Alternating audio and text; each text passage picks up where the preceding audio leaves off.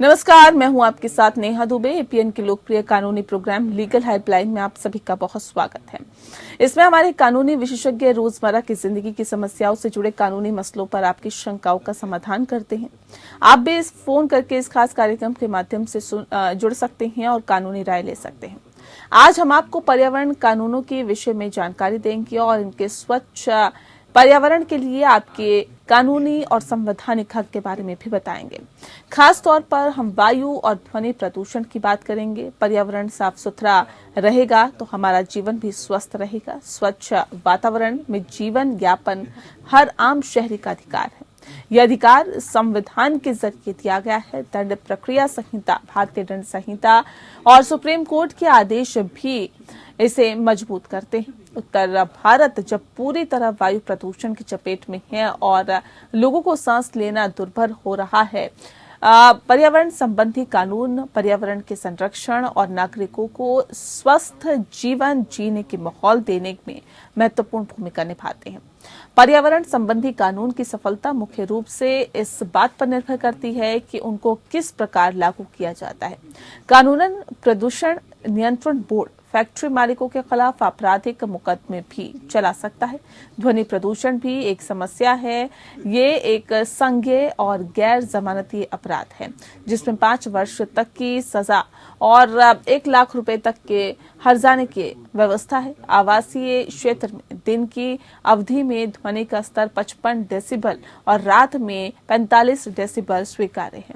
ये तो थी बुनियादी जानकारी। विस्तार से जानकारी देंगे आज के हमारे कानूनी विशेषज्ञ अधिवक्ता परमानंद तिवारी जी। परमानंद जी, बहुत स्वागत है आपका। धन्यवाद। और अगर आपका भी वायु प्रदूषण और ध्वनि प्रदूषण से जुड़ा हुआ कोई भी सवाल है तो आप हमें फोन करके कानूनी राय ले सकते हैं। फोन लाइंस खुल चुकी है।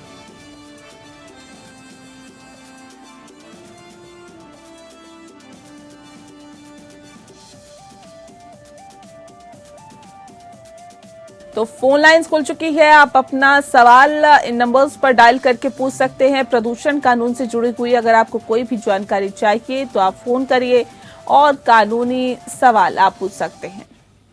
परमानंद जी लगातार हमारे साथ जुड़ा हुआ है, सीधा रुख उनका कर लेते हैं। सर, सबसे पहला सवाल मेरा आपसे यही है कि संविधान स्वच्छ वातावरण में जीने का अधिकार किस तरह से देता है?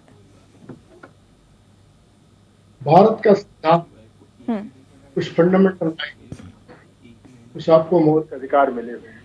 मौलिक अधिकार में एक ये भी है, धारा 21, जिसके तहत हर व्यक्ति को जीवन का अधिकार है। लेकिन जीवन कैसा? जीवन इस ढंग का जिसमें उसको खाने को ठीक से व्यवस्था हो, जिसको स्वच्छ और अच्छा वातावरण मिले, तमाम सारी चीजें उसको जो एक डिसेंट लाइफ बिताने के लिए, जो अच्छे जीवन बिताने के लिए जरूरी है, वह सब मौलिक अधिकार आ रहे हैं। और वो संविधान की धारा 20 के तहत हर व्यक्ति को, हर नागरिक को प्रदत्त है। तो इसलिए जीने का अधिकार का तात्पर्य केवल आप इस बात से मत ले कि एन के एन किसी तरह से जिए। सरकार का ये दायित्व है कि आपको जीने का अच्छी ढंग से व्यवस्था करे, आपके सुख सुविधा का ध्यान रखे, वे मौलिक बेसिक सुख सुविधा का, जिसमें आपको एक स्वच्छ वातावरण दिया जाए, रहने के लिए अच्छा पर्यावरण प्रदान किया जाए, यह भी मौलिक अधिकार के तहत है और ये हर व्यक्ति को मिलना चाहिए, हर व्यक्ति को मिलता है। ये तो संविधान सुप्रीम कोर्ट के कई फैसले आ चुके हैं जिसके आधार पर यह कहा गया है कि सरकार का ये दायित्व है कि इस ढंग की जिम्मेदारी वो निर्वहन करे। और इसी के तहत बहुत सारे कानून बनाए गए हैं जिससे कि हम अपने मौलिक अधिकार को पूरी तरह से प्राप्त कर सकते हैं। जी सर, एनजीटी क्या है? नेशनल ग्रीन ट्रिब्यूनल क्या है? इस बारे में भी थोड़ा बताएं। जी, नेशनल ग्रीन ट्रिब्यूनल की स्थापना 2010 में हुई और इसका उद्देश्य यह है कि वातावरण को, पर्यावरण को इस देश में ठीक से कैसे सुरक्षित रखा जाए। ये आपको मालूम होगा कि यहाँ पर 3 तरह के कानून हैं। जैसे एक तो इन्वायरमेंटल एक्ट जो पर्यावरण कानून है, और उसके बाद एक एयर पॉल्यूशन एक्ट है जिसके अंतर्गत ये कि वायु प्रदूषण को रोकने के लिए उसका नियम किसी तरह से कैसे नियंत्रण किया जाए, और एक ध्वनि प्रदूषण है जो कि उसी पर्यावरण कानून के तहत आता है, और एक है जल प्रदूषण को उसके नियमन के लिए उसको किस ढंग से कंट्रोल किया जाए।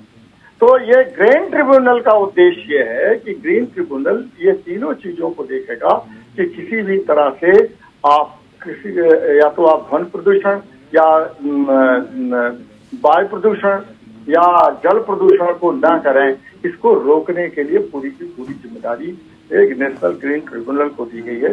नेशनल ग्रीन ट्रिब्यूनल का तात्पर्य और भी है खास तौर पर कि जो व्यक्ति किसी चीज से प्रभावित हो वो उसके लिए जा सकता है। जैसे बहुत सारे राज्यों में ऐसा है कि आप कह रहे हैं कि हम आपके घर घर में नल पहुंचा देंगे, तो नल पहुंचा देंगे, उसमें पानी भी आएगा, तो पानी किस तरह का आएगा?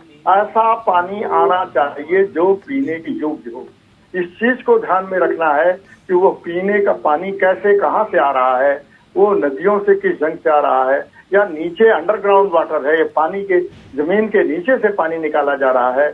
तो पानी निकालते समय इस चीज को ध्यान रखना चाहिए कि वह पानी ऐसा हो जो पीने लायक हो, जो किसी तरह से हमारे स्वास्थ्य को खराब न कर सके, ये ध्यान रखना जरूरी है।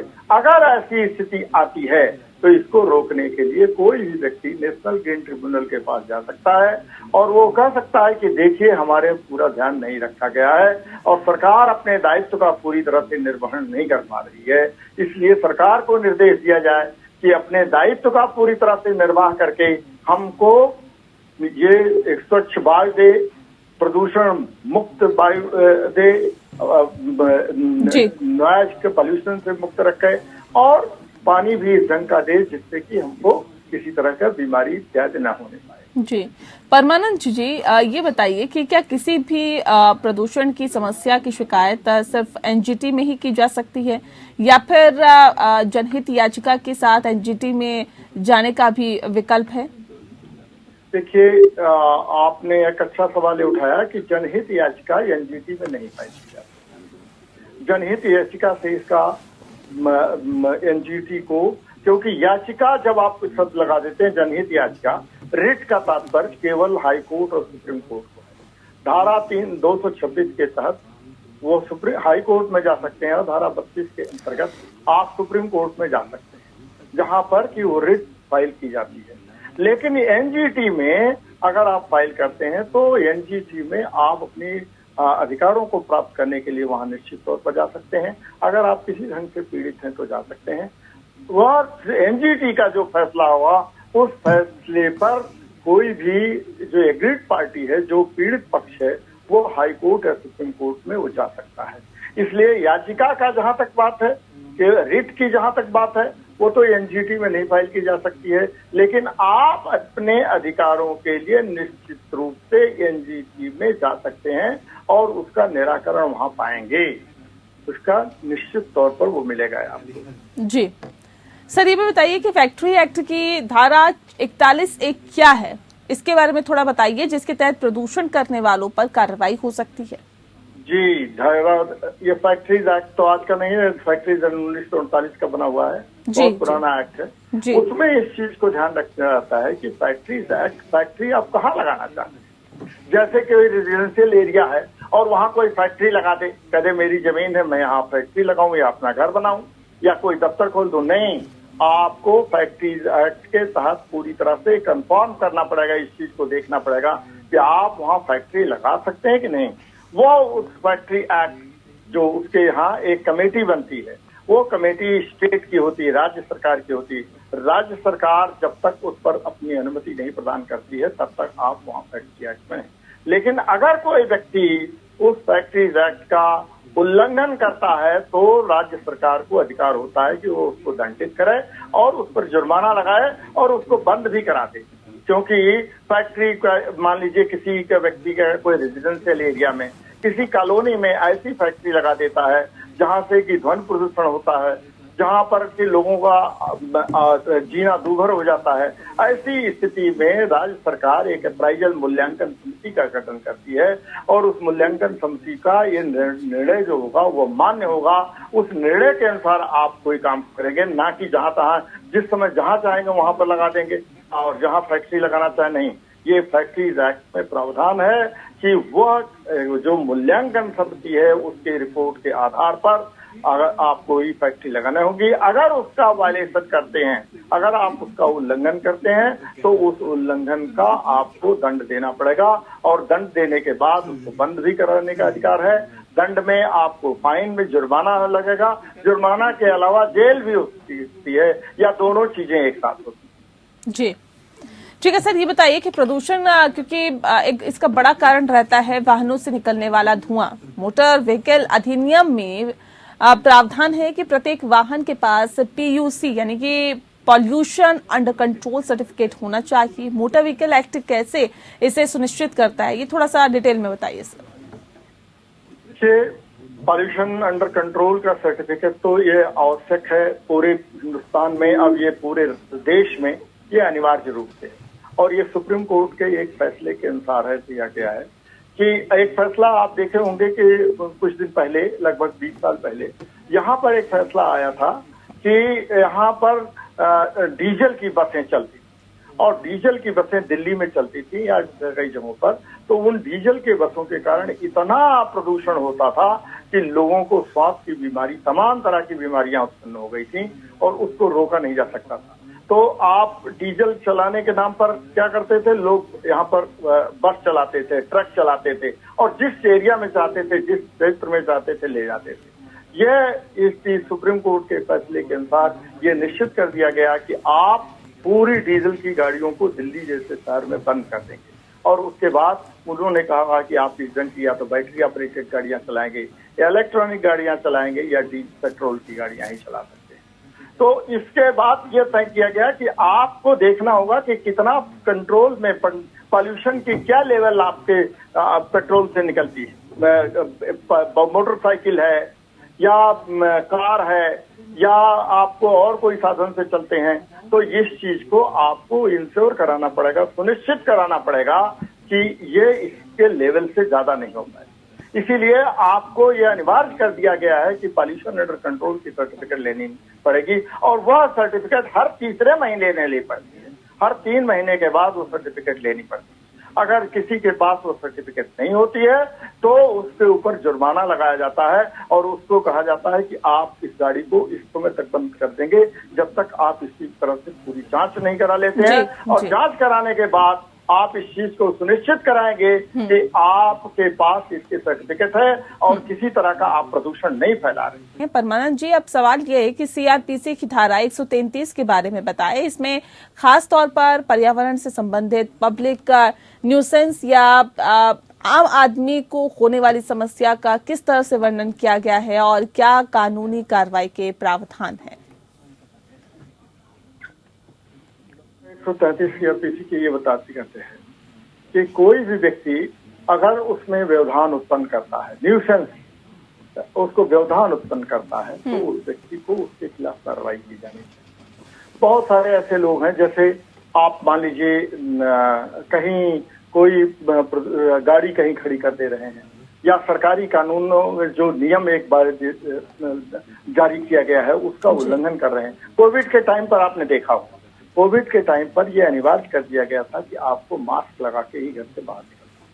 लेकिन कोई व्यक्ति कह दे कि हम कोविड के टाइम पर मास्क नहीं लगा के चलेंगे, तो यह एक निर्देश जो कि पॉल्यूशन के अंतर्गत आता है और आपसे उम्मीद की जाती है कि आप केवल अपना ध्यान ही नहीं रखें बल्कि दूसरे का भी ध्यान रखें, दूसरे को भी किसी तरह से कोई परेशानी नहीं है। लेकिन अगर आप इसमें व्यवधान उत्पन्न कर रहे हैं, न्यूसेंस क्रिएट कर रहे हैं, तो न्यूसेंस क्रिएट करने के कारण आपको इसके दंडित किया जा सकता है और आपके ऊपर फाइन लगा जा सकता है। यही इस प्रावधान का खास है। जी ठीक है सर, ये बताइए कि अगर कोई पड़ोसी ध्वनि प्रदूषण करता है तो क्या कार्रवाई की जा सकती है या कैसे स्टेप उठाया जा सकता है?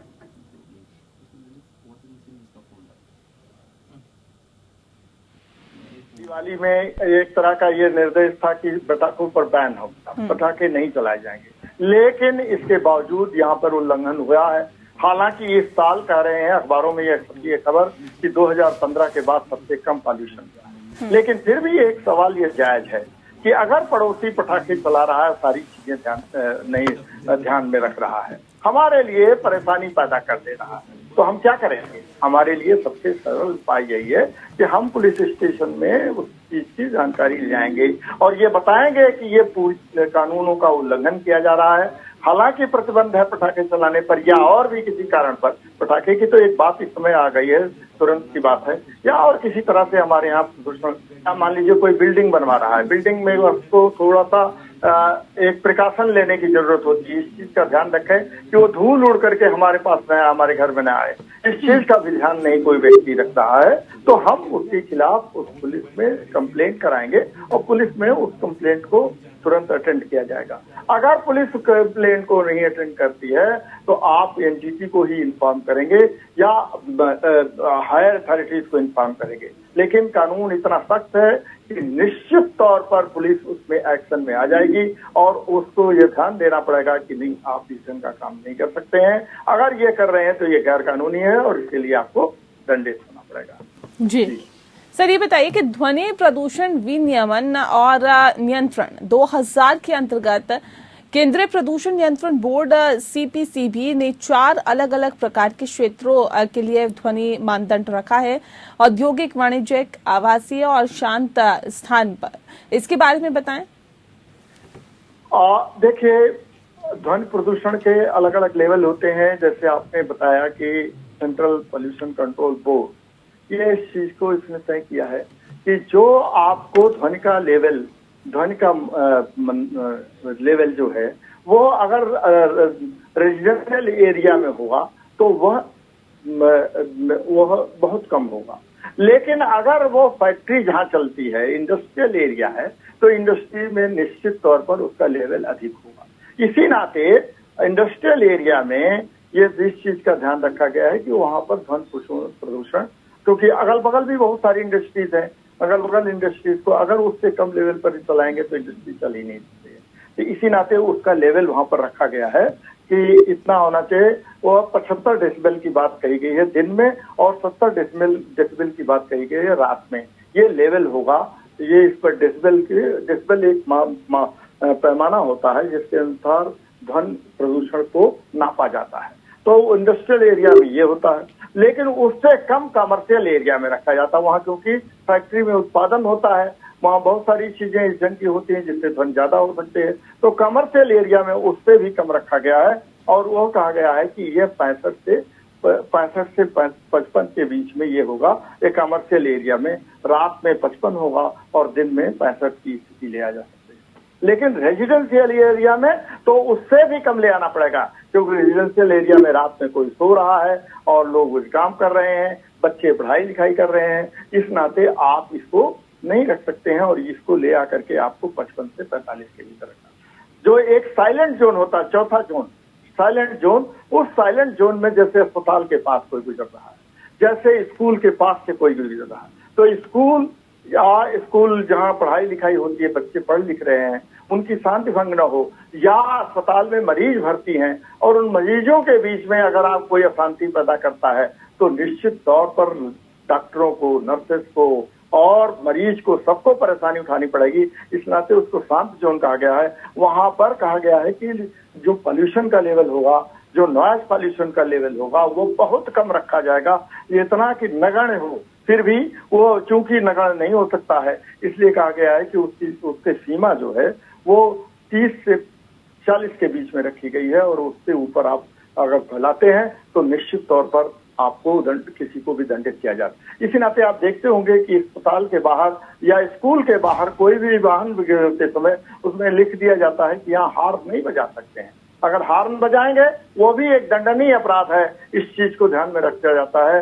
ये सेंट्रल पोल्यूशन कंट्रोल बोर्ड के नियमों के तहत किया जाता है कि इनका ये 4 क्षेत्र वर्गीकृत किए गए हैं और इन वर्गों में बांट करके उनके नॉइज लेवल की सीमा निर्धारित कर दी गई है।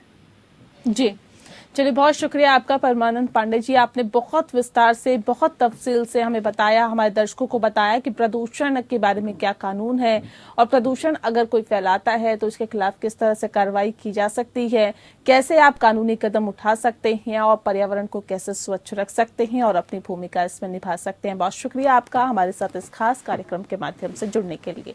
लीगल हेल्पलाइन में फिलहाल इतना ही। नमस्कार।